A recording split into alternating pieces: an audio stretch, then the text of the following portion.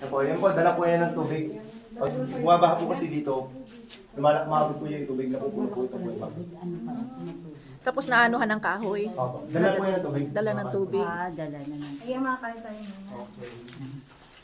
Dito pwede magpapicture. Ito lang po si taas, makikita po natin yung tinatawag pong susundalaga. Ito yung sinasabi. 100 nipple. 100 nipple. Opo.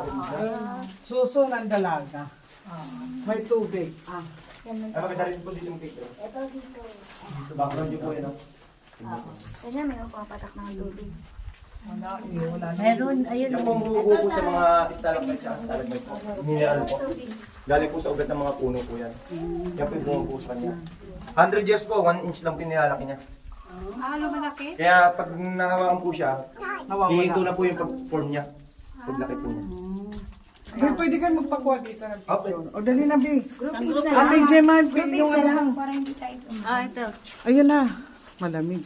Oo, lumalamig na nga habang man. Pag may tubig to, gaano kalalim? Puno po ito. Wala pong daanan yan. Hindi na po nagpapasok yung pumakit po natin mga dala ng tubig. Oh, go. Groupings na tayo. Ani, dali na. Picture mo na. Okay po.